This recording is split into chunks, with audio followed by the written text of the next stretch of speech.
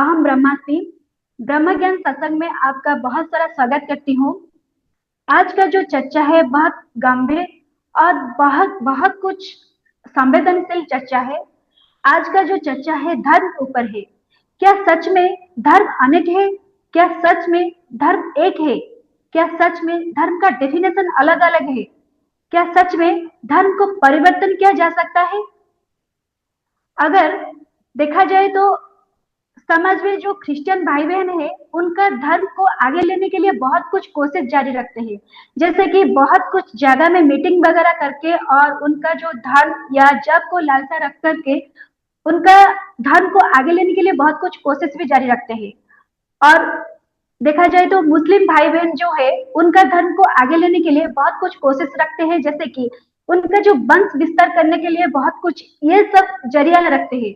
और देखा जाए तो हिंदू भाई बहन भी जो है उनका जो धर्म को आगे लेने के लिए बहुत कुछ कोशिश भी जारी रखते हैं। क्या सच में धर्म को परिवर्तन किया जा सकता है? क्या सच में धर्म का अलग है, अलग अलग डेफिनेशन है? क्या सच में धर्म का अर्थ अलग है? आइए जानते हैं। मेरे साथ गुरु जी है। गुरु जी, अहम ब्रह्मास्मि। अहम ब्रह्मास्मि। अहम ब्रह्मास्मि। गुरु जी, आपको बहुत सारा स्वागत है। गुरु जी, कृपया करके मार्गदर्शन कीजिए। क्या सच में धर्म अलग है या एक है? क्या धर्म को परिवर्तन किया जा सकता है? क्या धर्म का अर्थ अलग है? बहुत बढ़िया। बहुत संवेदनशील प्रश्न पूछे हैं। सबसे पहले तो मेरा प्रश्न आपसे है, ये धर्म परिवर्तन के बारे में या तो धर्म के बारे में आप क्यों जानना चाहते हैं? आपके मन में धर्म के बारे में जानने की जिज्ञासा क्यों जागृत हुआ? इसके कारण क्या है? कारण ये है कि गुरु जी, धर्म का परिवर्तन करने के लिए भी मैं हर दिन यूट्यूब में भी हम देखते हैं धर्म को परिवर्तन करने के लिए बहुत कुछ कोशिश भी जारी रखते हैं। कोई कोई जगह में, किसी किसी जगह में तो ऐसे भी होता है धर्म का परिवर्तन को लेकर कोई किसी को जला देते हैं, कोई किसी को मार देता है, कोई किसी को बहुत कुछ लोगों भी इसी जगह में डिबेट भी देते हैं। तो इसी तरीके से मेरे मन में इस क्वेश्चन आया कि जो धर्म क्या है, धर्म का अर्थ क्या है, धर्म क्या सच में परिवर्तन है या धर्म को परिवर्तन किया जा सकता है? सुंदर, बहुत बढ़िया प्रश्न है। आए दिन टीवी में हम भी देखते हैं, कई सारा धार्मिक झगड़े होते हैं, दंगे होते हैं। तो इस वजह से आपके मन में प्रश्न उठा। अच्छा, और एक बात, सबसे पहले तो मैं आपके राय लेना चाहता हूँ। आप क्या मानते हैं? आपके अनुजाई क्या आपको धर्म को एक मानते हैं या अनेक मानते हैं? सबसे पहले आपके नजरिया मैं को मैं परखना चाहता हूँ, उसके बाद में मेरे राय दूंगा मैं। आपके बारे में आप बताइए, मैं आपके ध- इच्छा के। हाँ। मैं धर्म को अनेक सोचती हूँ, क्योंकि आप हर धर्म को धर्म के अनेक अलग मानते हैं? यस यस, ठीक है, कैसे? अनेक मानती हूँ। देखिए गुरु जी, जैसे कि हर धर्म के अलग अलग पीना खाना और कल्चर अलग अलग होती है, इसलिए मैं धर्म को अनेक सोचती हूँ।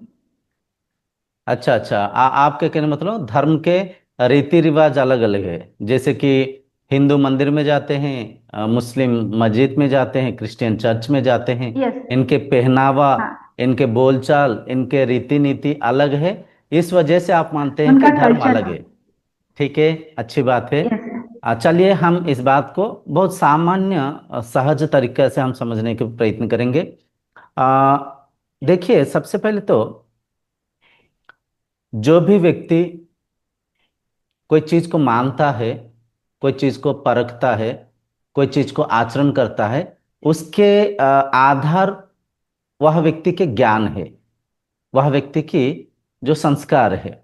बचपन से जैसे चीजों को हम देखे हैं, परखे हैं, माँ बाप से जैसे हमें संस्कार मिला, मार्गदर्शन मिला, चारों ओर जैसे हम संग साथी से, अपनों से जैसे सीखते हैं, अपनों से, इस बात को ध्यान से समझिए, अपनों से मतलब बंधु मित्रों से, जिससे हम अपना मानते हैं, उनके द्वारा जो भी उपदेश हमें दिया गया, मार्गदर्शन दिया गया, समझाया गया, उस बातों को हम सच मानते हैं, क्योंकि अपनों के ऊपर हमें बड़ा बड़ा गंभीर विश्वास होता है, बड़ा मानते हैं।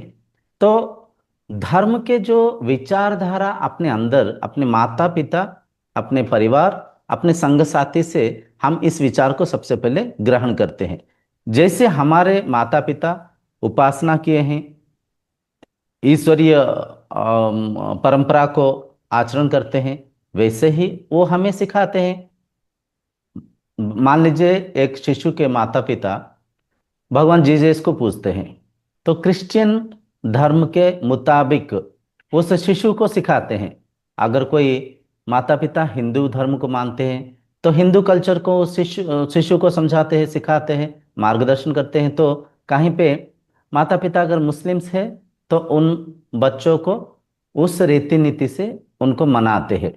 तो यहाँ पे एक बात हमें स्पष्ट होना चाहिए, जैसे अपने संस्कार है, जैसे हम माँ बाप से, संग साथी से, सोसाइटी से, अपनों से कोई बातों को परखते हैं, समझते हैं, वो अपना मन के आधार है। उसी मन के आधार को लेके हम हर चीज को परखते रहते हैं, परखते रहते हैं। लेकिन लेकिन मेरा कहने मैं एक कहना चाहता हूं, जैसे एक साइंटिस्ट होते हैं, साइंटिस्ट कुछ बातों को रिसर्च करते हैं, रिसर्च तर्जमा करते हैं। साइंटिस्ट रिसर्च करते समय उनके दिमाग को बिल्कुल हल्का रखते हैं, हर एक की बात को मानते हैं, हर एक एक्सपेरिमेंट को बड़ा गहराई से तर्जमा करते हैं, परखते हैं, अंत में कोई निष्कर्षण लेते हैं, अंत में कोई डिसीजन लेते हैं, अंत में कोई डिस्कवरी को मानते हैं। अगर मनुष्य के मन धर्म को जानना चाहे, ईश्वर को समझना चाहे, आध्यात्मिकता को गहराई से परखना चाहे, तो सबसे पहले तो उस व्यक्ति के मन स्वच्छ होना चाहिए, निर्मल होना चाहिए।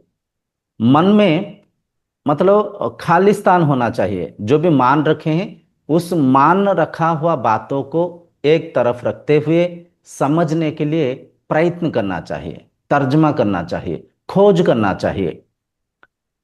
कुछ बातें देखिए हम सुन रखे हैं।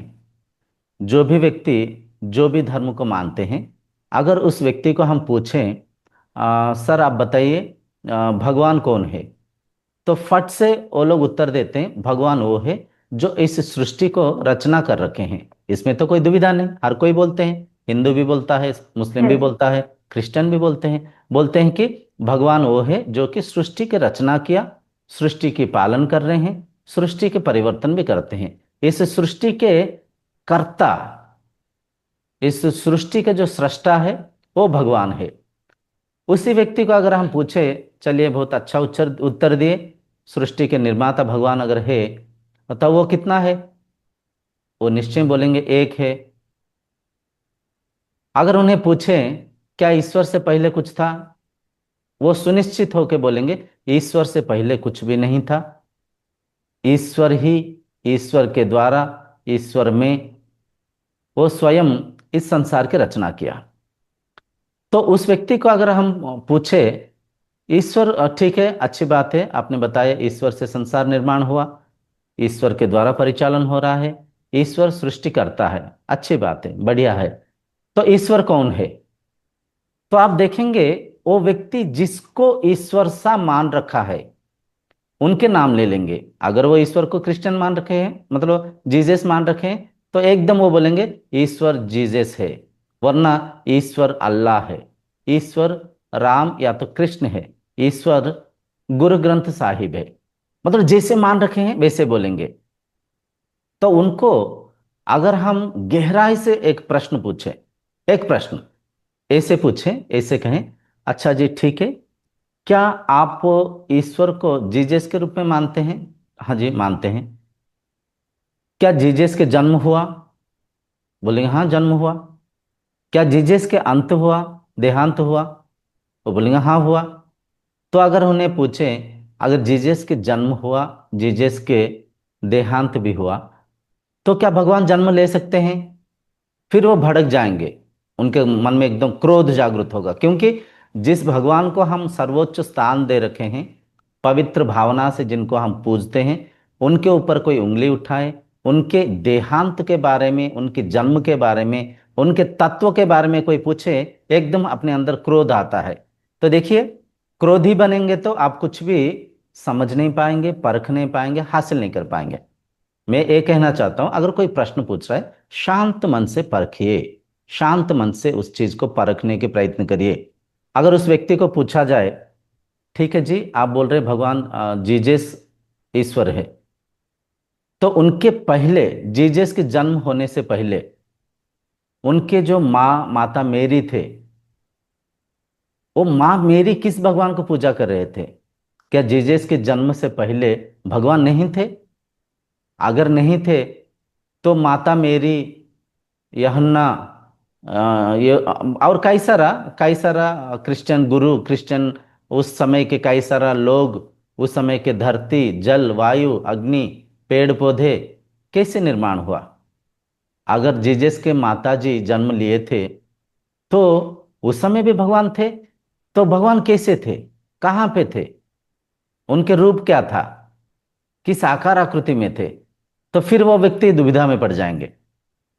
अगर कोई भी मान लीजिए कोई मुस्लिम व्यक्ति है, उनको पूछें, देखिए आप अल्लाह को मानते हैं, अल्लाह कैसे हैं, अल्लाह के स्वरूप क्या है, अल्लाह के आकार आकृति क्या है? तो जेहेतु मुस्लिम धर्म में निराकार ईश्वर को उपासना करते हैं, तो वो बोलेंगे अल्लाह का कोई आकार आकृति नहीं, अल्लाह को हम इन चर्म चक्षु से, इन आंखों से नहीं देख सकते। अल्लाह है, लेकिन अल्लाह हर कण में समाया हुआ है, हर जगह में समाया हुआ है। अल्लाह ही हर जगह है, लेकिन अल्लाह को आंखों से नहीं देख सकते। तो अगर वहां पे उन्हें और कुछ गहरी प्रश्न पूछे, और कुछ गहरी प्रश्न, अगर अल्लाह को देख नहीं सकते तो उनके साथ कैसे जुड़ेंगे, उनको कैसे इबादत करेंगे? अल्लाह के, मान लीजिए आप जिस व्यक्ति को देख नहीं सकते, आप जिस व्यक्ति को जानते पहचानते नहीं, आपको कहा जाए उस व्यक्ति की पूजा करो, उस व्यक्ति के साथ जुड़ो, आप भला कैसे जुड़ेंगे? आप कैसे जुड़ेंगे? और दूसरा बात सच में। है ना, हाँ, दूसरी बात, अगर सच उस में। व्यक्ति को पूछा जाए, आप बोलते हैं कि अल्लाह ने धरती को निर्माण किए, अल्लाह से पहले कोई भी नहीं थे। तो अल्लाह से पहले कोई अगर नहीं थे, अल्लाह के बाद में भी क्या अल्लाह ही नहीं है? हर कहीं पे, हर कण में, हर आकार आकृति में क्या वही ईश्वरीय सत्ता नहीं है? फिर वहां पे वो लोग थोड़ा सा दुविधा में पड़ जाएंगे। फिर वहां पे थोड़ा सा उनके अंदर थोड़ा सा अशांति, असंतुष्टि जागृत होगा। वो बोलेंगे नहीं नहीं नहीं नहीं, जो दिखाई दे रहा है सृष्टि, वो अल्लाह नहीं है। जो दिखाई दे रहा है वो अल्लाह नहीं है, लेकिन अल्लाह है। वहां पे देखिए एक एक अनजाने दुविधा में सब पड़े हुए हैं, स्पष्टता नहीं है, एक स्पष्टता नहीं है। तो अगर वही हिंदू व्यक्ति को पूछें, सर आप बताइए, क्या भगवान है? हाँ है। भगवान कैसे है, कौन है? तो वो भी बोलेंगे भगवान राम है, भगवान कृष्ण है। तो उन्हें अगर पूछे क्या भगवान राम के जन्म हुआ था, क्या भगवान कृष्ण के जन्म हुआ था, क्या भगवान कृष्ण की देहांत हुआ था? तो फिर वो गर्म हो जाएंगे, एकदम वो गुस्सा हो जाएंगे, क्या बात कर रहे हैं आप, भगवान के बारे में क्या ऐसे उटपटांग से बातें कैसे बोलते हैं? एकदम वो गुस्सा हो जाएंगे। तो देखिए, गुस्सा हर एक समस्या के समाधान नहीं है। अगर आपको कुछ समझना है, परखना है, तो कृपया शांत रहिए, स्थिर रहिए, मौन रहिए। अगला कोई कुछ अगर पूछ रहा है, शांति से आप उत्तर दीजिए। जब मन में स्पष्टता नहीं होता है, मन में क्रोध आता है, मन में व्याकुलता, चंचलता सृष्टि होता है, मन में भय उत्पन्न होता है, मन में निराशा उत्पन्न होता है, मन में हारने की एक डर उत्पन्न होता है। तो इस बात को बिल्कुल मन में बिठा लीजिए। अगर आपके मन में आप कोई चीज को बोल रहे हैं, उसके ऊपर आपका बिल्कुल दृढ़ विश्वास है, आप मानते हैं, तो शांत होके परखिए, शांत होके जवाब दीजिए, हाँ ठीक है, भगवान का कोई मतलब जो भगवान राम कृष्ण, उनका जन्म भी हुआ था, अंत भी हुआ था। हिंदू धर्म के जो मूल ग्रंथ है, वेद है, वेद, वेदों के जो सारांश है, उपनिषद है, उपनिषद, वैसे हिंदू धर्म में 3 ग्रंथों को मान्यता दिया गया। 3 ग्रंथों को, वो 3 क्या है? सबसे पहले तो भगवत गीता, दूसरा उपनिषद, तीसरा ब्रह्मसूत्र। इन तीनों ग्रंथ को तत्व शास्त्र कहा जाता है। तत्व शास्त्र, इन तीन शास्त्रों को अगर गहराई से आप पढ़ेंगे, परखेंगे, समझने के प्रयत्न करेंगे, इन तत्व शास्त्र में जो भगवत गीता है, भगवत गीता में गुरु के रूप में भगवान कृष्ण है, शिष्य के रूप में भगवान अर्जुन है।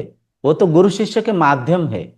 लेकिन उस तत्व शास्त्र की गहराई को अगर परखेंगे, भगवान के कोई नाम नहीं दिया गया, भगवान के कोई रूप नहीं दर्शाया गया, भगवान के कोई आकार आकृति नहीं दर्शाया गया, भगवान को निराकार रूप में दर्शाया गया, समझाया गया।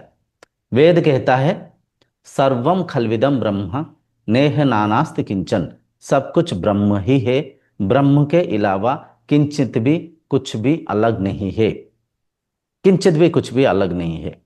ब्रह्म के आकार क्या है, स्वरूप क्या है, फिर वेद वर्णन करता है। मांडुक्य उपनिषद की 7वें मंत्र में बड़ा गहराई से लिखा हुआ है, ना अंतः प्रज्ञा ना बहिष्प्रज्ञा ना उभयत प्रज्ञा ना प्रज्ञान घनम ना प्रज्ञम ना अप्रज्ञम अदृष्टम अव्यवहार्यम अग्रह्यम अलक्षणम अचिंतयम अव्यपदेश्यम एकात्म प्रत्ययसारम प्रपंचम उपशमम शांतम शिवम अद्वैतम चतुर्थम मन्यन्ते सा आत्मा सविज्ञेय।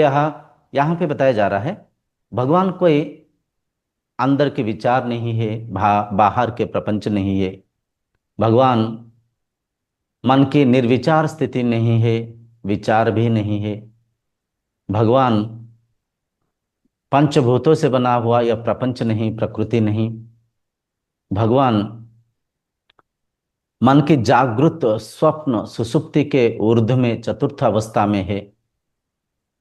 वह आत्मा है, वह ब्रह्म है, वह एक शक्ति स्वरूप है। उपनिषद ऐसे वर्णन करता है। और उपनिषद की जो गहराई को अगर आप परखेंगे तो असली जो निष्कर्ष निकल के ये आएगा, भगवान ही हर कण में विद्यमान है, हर रूप में दृश्यमान है, हर आकार आकृति को धारण कर रखे हैं। परंतु परंतु भगवान नित्य पदार्थ के रूप में हृदय के गहराइयों में है, अनित्य पदार्थ के रूप में इस सृष्टि के रूप में दिखाई दे रहे हैं। सृष्टि को माया कहा गया, अनित्य कहा गया, असत्य कहा गया। सत्य क्या है? आत्मा है। सत्य क्या है? वह ब्रह्म है, जो कि नित्य पदार्थ, जो कि सत चित आनंद स्वरूप है। वह सत्य है, वह नित्य है, वह आनंद स्वरूप है, और वह आप स्वयं है। आप स्वयं है। तत्त्वम असि, तत्त्वम असि। तत् मतलब वह, त्वम मतलब आप, असि मतलब हो। वह आप ही हो। जिस शक्ति को आप ढूंढ रहे हो, जिस तत्व को आप परख रहे हो, वह आप ही हो, वह आप स्वयं हो। ये बातें कई लोगों को अजब सा लगेगा। देखिए, ये गहरी बात को समझना इतना आसान नहीं है, इतना आसान नहीं है। कड़ी तपस्या करके, इंद्रियों को निग्रह करके, मनोनिग्रह के माध्यम से मन को नियंत्रण करके, इंद्रियां मन को जीत के, इंद्रजीत बन के, इंद्रियां मन के ऊर्ध्व में जब आप जा पाएंगे, धारणा के माध्यम से ध्यानस्थ होके, समाधिस्थ होके, उस चैतन्य सत्ता के साथ जब एक हो जाएंगे, उस तल पे यह बातें समझ में आएगा। खैर, कुछ भी है, यहाँ पे एक बात को हमें समझना चाहिए, परखना चाहिए। ये संसार में मनुष्य को कुछ बनाने की आवश्यकता नहीं है। मनुष्य ने अविद्या अस्मिता से, अज्ञानता से, अहंकार से कुछ बनाने के प्रयत्न करता है, कुछ बनने के प्रयत्न करता है। मैं कुछ एक संगठन बना दूंगा, उसका एक नाम दूंगा। कोई कहा मैं दाढ़ी बढ़ा दूंगा, कोई मूछ कटवा लूंगा, कोई कहा नहीं मैं दाढ़ी मूछ को कटवा के सिर मंडवा के यहाँ पे थोड़ा सा चोटी रख लूंगा। कोई कहा नहीं मैं पगड़ी बांध लूंगा। कोई कहा नहीं मैं फ्रेंच कट रख के क्रस्ट को गले में लटकाऊंगा। तो इंसान कुछ बनने के प्रयत्न कर रहा है। मैं कुछ तरह के वेश धारण करने से, मैं कुछ किस्म की संगठन को करने से, मैं कुछ रीति नीति को आचरण करने से मैं कुछ अलग हो जाऊंगा, मैं कुछ अलग हो जाऊंगा, कुछ बनने के प्रयत्न कर रहा है। कुछ कुछ दिखावा करने की, कुछ शारीरिक ढांचा को परिवर्तन करके, कुछ वस्त्रों को धारण करके, कुछ बन के वो सोच लेता है, वो मान लेता है मैं कुछ अलग हूं, मैं कुछ अलग हूं। परंतु वह अज्ञानी व्यक्ति, वह अहंकारी व्यक्ति अगर मन को शांत करके इस बात को परखे, इस बात को समझे, हमें कुछ बनने की आवश्यकता नहीं है, बल्कि हम जो असल में है, हम जो असल में अपना जो सत्य है, अपने जो नित्य पदार्थ है, उसे समझने के लिए मन में मनन चिंतन करने की आवश्यकता है, मन में निरिध्यासन करने की आवश्यकता है। शास्त्र को माध्यम करते हुए, हर दिन की अपने जीवनचर्या को आचरण करते हुए, अनुशासन के साथ जीवन जीते हुए, इंद्रियां मन को नियंत्रण करते हुए हम अंतर यात्रा करने की आवश्यकता है। अंतर यात्रा करना चाहिए, अंतर यज्ञ करना चाहिए, मन को शांत स्थिर मौन करना चाहिए, मन के ऊर्ध्व में जाना चाहिए, तब आप उस सत्य को समझ पाएंगे। लेकिन बड़ी बड़ी दुख के कारण है, माया मन को बांधते रहता है, मनुष्य के अहंकार उनको हर पल बांधते रहता है, कुछ करवाने की, कुछ बनने की कोशिश करते रहता है। आधा अधूरा ज्ञान में इंसान देखिए आज खुद को कुछ मान लिया है, हिंदू मान लिया है, क्रिश्चियन मान लिया है, मुस्लिम सिख मान लिया है। ये मानना ही सारे झगड़ों के कारण है। ये मानना, जिसे हम मानते हैं वो किस हद तक सही है, किस हद तक सत्य है, जो भी हम स्वयं को मान रखें, वो मान्यता में, वो उस मान्यता में कितना सत्य है, कितना मिथ्या है। अगर ये मान रहा हूं मैं इस संसार को गॉड ने निर्माण किया, गॉड के माध्यम से ये सृष्टि की रचना हुआ, तो सृष्टि के हर कण में वही गॉड ही तो है, सृष्टि के हर कण में वही व्यक्ति, वही ईश्वरीय सत्ता तो है। क्योंकि उससे पहले हम बोलते हैं ईश्वर से पहले कोई नहीं था। अगर ईश्वर से पहले कोई नहीं था तो ईश्वर के बाद में भी तो वही है ना। ये गहरी बातों को समझने के लिए विवेक की आवश्यकता है, मन मंथन करने की आवश्यकता है, शास्त्रों की गहरी शोध करने की आवश्यकता है, शोध करना चाहिए, तब आप समझ सकते हैं। तो देखिए, धर्म केवल हम एक विधि विधान को मान रखे हैं, कुछ तौर तरीके को हम करते हैं, कुछ बनने के प्रयत्न करते हैं, कुछ वेश धारण करने की, कुछ वो पूजा विधि आचरण करने की प्रयत्न करते हैं। लेकिन असली धर्म तो ये सब कुछ आडंबर को त्याग करना है, ये सब कुछ भौतिक वस्तु पदार्थ को छोड़ना है। भगवत गीता की 18 अध्याय श्लोक संख्या 66 में लिखा हुआ है, सर्वधर्मान परित्यज्यम माम एकम शरणम व्रजा अहम त्वं सर्व पापेभ्यो मोक्षयिष्यामि मा शुचः। हे भक्त, हे शिष्य, जो कोई भी शरीर सारे धर्मों को त्याग करके मेरे शरण में आता है, मुझ में समाहित हो जाता है, तो उसे मैं उसके हर पाप को क्षमा करके उसे मोक्ष प्राप्त करता हूं, मुक्ति प्रदान करता हूं। तो यहां पे भी एक गहरी बात है। यहां पे जो धर्म के बारे में बताया जा रहा है, धर्म मतलब जो मन के धर्म, मन के धर्म क्या है? मनन करना, चिंतन करना। मन विचारों के जाल में खोया हुआ रहता है, मन कई सारा चिंता, कई सारा आशा अभिलाषा में खोया हुआ है।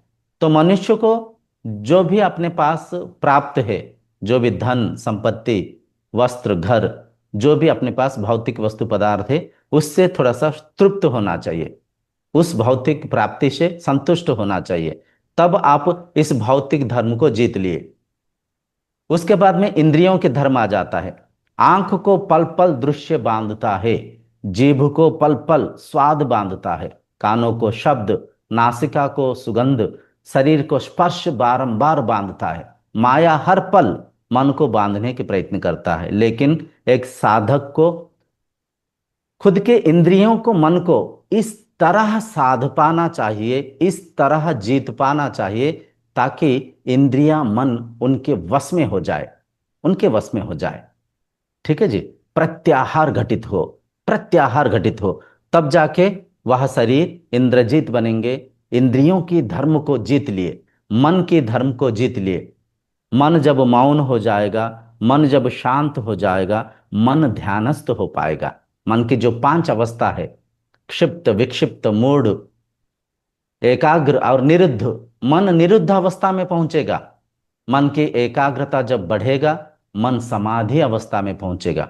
मन उस चैतन्य सत्ता के साथ समाहित होगा, एक होगा और स्वयं को पहचानेगा।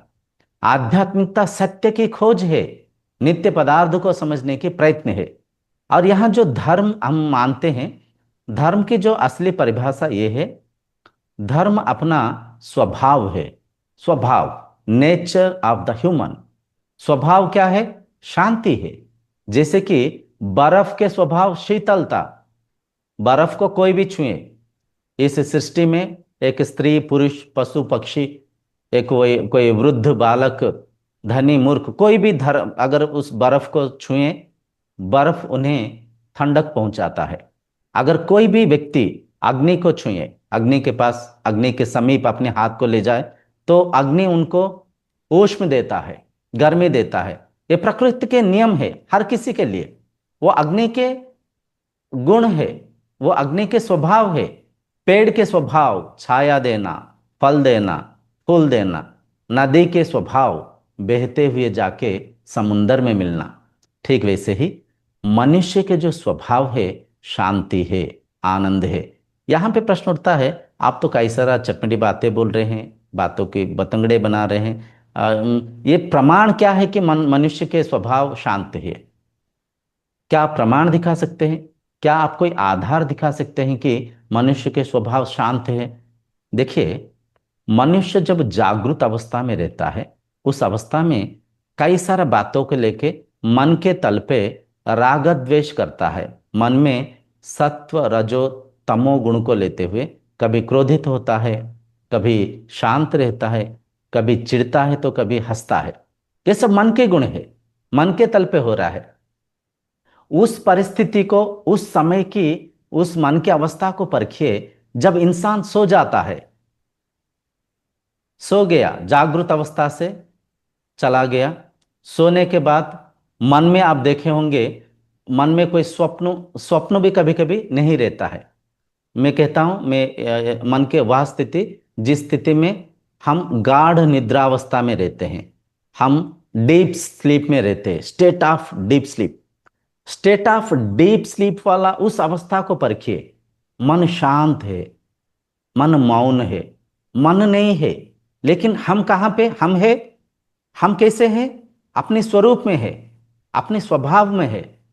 तो उस अवस्था को परखिए। जब गाढ़ निद्रावस्था में रहते हैं, जब मन रहित स्थिति में रहते हैं, मन मौन वाला उस अवस्था में रहते हैं, हम शांत रहते हैं, हम स्थिर रहते हैं। तो ये अवस्था प्रमाण करता है कि मनुष्य के स्वभाव शांति है, मनुष्य के प्रकृति शांति है। The nature of the human is peace. तो ये समझाता है। तो धर्म, अगर वाकई ही कोई धर्म को आचरण करना चाहे, अगर कोई वाकई ही धर्म के अनुयायी जीवन यापन करना चाहे, तो उन तमाम व्यक्तियों को मैं मार्गदर्शन करना चाहता हूं, उपदेश देना चाहता हूं, व्याख्या करना चाहता हूं। शांति को आचरण करिए। धर्म शांति के राह दिखाता है। धर्म कभी भी किसी को मारना, काटना, हिंसा पहुंचाना नहीं समझाता है। धर्म शांति के मार्ग है, जो कि अपने स्वभाव है, जो कि मनुष्य के प्रकृति है। धर्म एकता के मार्ग है।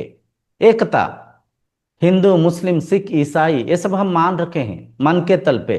वैसे हमें माँ बाप ने भौतिक संसार के जो भौतिक विद्या जो पढ़ते हैं, वो गुरुओं ने, टीवी मोबाइल ने अपने माइंडसेट को ऐसे प्रोग्रामिंग किए। लेकिन असल में कोई मनुष्य एक से दूसरा अलग नहीं है। शरीर के तल पे हम सब एक है। शरीर के जो फंक्शनिंग सिस्टम हम सबका एक है। इंद्रियों की जो प्रकृति स्वभाव हम सबका एक है। मन के जो मनन चिंतन करने की प्रक्रिया, मन के जो स्वभाव स्वरूप सबका एक है। अगर धर्म अनेक होता, मान लीजिए जो धर्म परिवर्तन हो गया, एक व्यक्ति मान लीजिए खुद को क्रिश्चियन माना था। हम देखते हैं कई लोग क्रिश्चियन भाई बहन ने इस्कॉन धर्म में आ जाते हैं, सनातन को आचरण करते हैं। तिलक लगाते हैं, जनेऊ को धारण करते हैं, मुंडन कर लेते हैं, धोती पहनते हैं, कितना आनंद से भगवान कृष्ण के नाम लेते हुए नाचते रहते हैं। तो अगर धर्म अलग होता, मैं पूछना चाहता हूं धर्म के प्रकृति स्वभाव कैसे परिवर्तन हुआ? क्या जल की प्रकृति परिवर्तन होता है? क्या अग्नि के नहीं, स्वभाव परिवर्तन होता है? क्या नहीं, नहीं, आकाश के स्वभाव परिवर्तन होता है? अगर ये प्रकृति के स्वभाव नहीं, परिवर्तन नहीं हो रहा है तो धर्म के स्वभाव कैसे परिवर्तन हुआ? किस तल पे परिवर्तन हुआ? किस आधार पे परिवर्तन हुआ? ये सब मिथ्या है। इंसान बहुत सारे चीज को मान रखा है। जो धर्म को जानता है, जो धर्म को जानता है, वो इस बात को मानता है, जानता है धर्म एक है, धर्म अनेक नहीं है। और जो केवल धर्म गुरु को जी। मानता है, हाँ जी, पूछे। गुरु जी, एक एक सुंदर बात क्या है, जैसे कि बर्फ का धर्म है शीतलता। उस बर्फ को हिंदू भी छूते हैं, मुस्लिम भी छूते हैं, क्रिश्चियन भी छूते हैं। तो अनुभव तो एक ही आती है ना। बिल्कुल। जो प्रकृति है, जो हम बर्फ के धर्म शीतलता, हर किसी के लिए। हिंदू छूने से उनको गर्मी नहीं देता है, मुस्लिम छूने से उनको बर्फ कभी ठंडक नहीं देता है, और या तो हिंदू मुस्लिम में कोई बर्फ भेद नहीं करता है, पानी भेद नहीं करता है, पवन भेद नहीं करता है, आकाश भेद नहीं करता है, वायु भेद नहीं करता है, ऑक्सीजन, हर कोई उसी ऑक्सीजन को हम हर दिन सांसों के जरिया लेते हैं। अन्न, कोई भी एप्पल खाए, अमरूद खाए, अनार खाए, अन्न कभी परखता नहीं है हिंदू है मुस्लिम है, ये सब मन के भ्रांति है। देखिए, मनुष्य के मन के एक स्वभाव है, मन के एक प्रकृति है। मनुष्य हमेशा ना खुद जैसे आचरण करता है, खुद सा सबको करवाने की प्रेरित करता है। मैं मान लीजिए पूजा पाठ, मैं जैसे ईश्वर को मानता हूँ, मैं जैसे धर्म को मानता हूँ, मैं जैसे ईश्वर उपासना करता हूँ, हर कोई मुझसा ही माने, ऐसे मन में एक अहंकार रहता है। इस अहंकार को लेके, इस अविद्या को लेके, इस मिथ्या धारणा को लेके मनुष्य अनजाने में धार्मिक झगड़ा करता है, खुद भी अशांत रहता है, समाज के अशांति के कारण होता है। तो यहाँ पे आशा करता हूं इन गहरी बातों को अगर आप पकड़ पाते होंगे, समझ पाते होंगे। धर्म प्रकृति है, धर्म मनुष्य के स्वभाव है। Religion is a nature of the mind, nature of the human, which is peace. Religion is the nature of a human which is called by peace. तो शांति है, तो धर्म शांति के राह है। और देखिए यहाँ पे ना केवल हम मानने को लेके उससे पहचान नहीं पाते। मतलब जो शरीर केवल मानता है धर्म को, धर्म क्या है नहीं जानता है, वैसे अज्ञानी शरीर को लेके कई लोग उनके स्वार्थ पूर्ति करने की योजना करते हैं।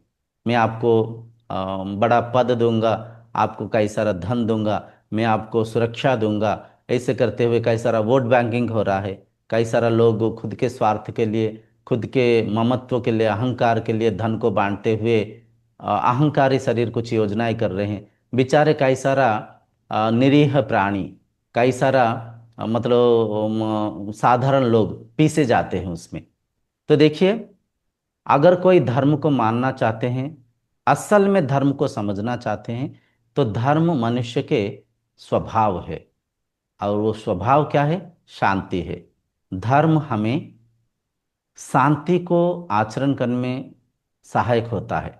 धर्म हमें अपने स्वभाव में रहते हुए शरीर के आरोग्य, प्रकृति के सम्मान, मन के शांति, मन के सत्व गुण को धारण करते हुए मनुष्य जीवन को शांति से बिताने की मार्गदर्शन करता है, सहायक होता है। तो धर्म एक है। जैसे पानी को अगर कोई नीलू कहे, तन्नी, वेल्लम, अक्वा, H2O, नीर, अम्बुज, तोया, पानी को कोई भी नाम से पुकारे, पानी पानी ही है। तत्व में पानी एक है। हम देखने की नजरिया अलग हो सकता है, हम पुकारने की भाषा शब्द अलग हो सकता है, मन में धारणा करने की चिंतन अलग हो सकता है, लेकिन पानी तत्व में असल में एक ही है, वही है। ठीक वैसे ही ईश्वर एक है। ईश्वर निराकार रूप में निर्गुण अलेख अव्यक्त नित्य पदार्थ के रूप में इंद्रियां मन के ऊर्ध्व में है, हृदय की गहराइयों में है। और ईश्वर माया के रूप में, अनित्य पदार्थ के रूप में, असत्य पदार्थ के रूप में, माया के रूप में इस सृष्टि में हर कण कण में विद्यमान है। वही ईश्वर का ही हर एक स्वरूप है, वही ईश्वर ही हर एक आकार आकृति ले रखे हैं। हर एक मनुष्य, हर एक पशु पक्षी, कीटाणु भूताणु, हर एक सृष्टि के आकार आकृति उसी ईश्वर का है, वही ईश्वर ही है।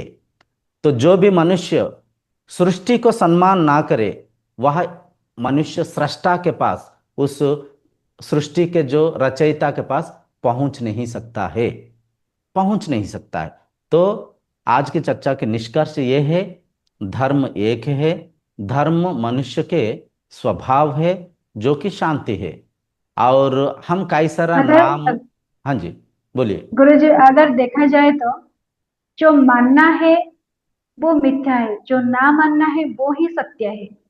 नहीं नहीं, जो मानना है वो मानना भी सही ज्ञान से मानना चाहिए, शास्त्र के अनुसार सत्य को ठीक से मानना चाहिए। हम अंधविश्वास में जो मान रखे हैं, जो कुछ भी बोल देता है, राइट। उस जो भी बोलते हैं उसे तर्जमा करना चाहिए। धर्म के बारे में कोई भी आपको व्याख्या किए, उसे सबसे पहले सुने, राइट। श्रवण, उसके बारे में मनन करना चाहिए, चिंतन करना चाहिए, उसके बारे में निरिध्यासन करना चाहिए। जब मन में स्पष्टता आए तब उसे स्वीकार करना चाहिए, तब उसे आचरण करना चाहिए, तब उसका प्रतिफल परिणाम शांति होगा, आनंद होगा, लाभदायक होगा। वरना अंधविश्वास से मान ले तो धर्म को अधर्म के रूप में हम व्यवहार करेंगे, शास्त्र को शस्त्र के रूप में हम प्रयोग करेंगे, समाज को अशांति करेंगे, स्वयं भी अशांति में रहेंगे।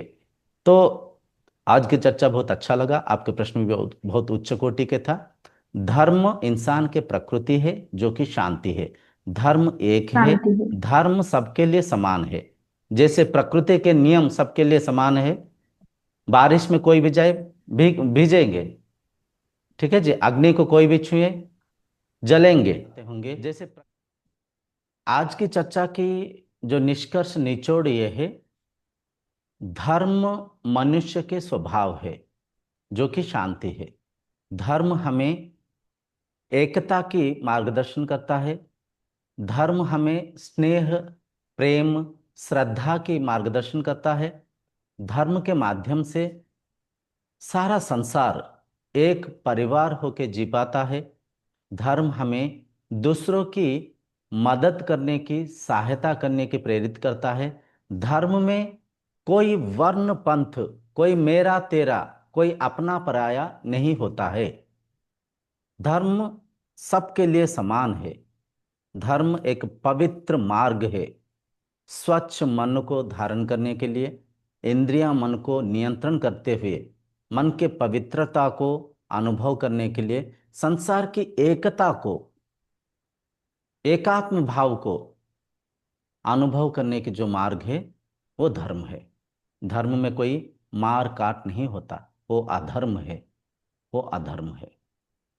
ठीक है, अच्छा लगा आज की चर्चा, बढ़िया है। बहुत बहुत धन्यवाद गुरुजी, इस चर्चा को इतना गहरे तक लेने के लिए। और इस बात को हर कोई भाई बहन अगर इस चर्चा को समझने के लिए कोशिश जो करेंगे ना, बहुत अच्छा होगा। और आपको तो बहुत बहुत धन्यवाद गुरुजी। मेरा तरह था, उनका जो आज मैं आंखें खोल गई मेरी, तो इसलिए आपको बहुत बहुत धन्यवाद गुरुजी। ठीक है। अहम ब्रह्मास्मि गुरुजी। अहम ब्रह्मास्मि।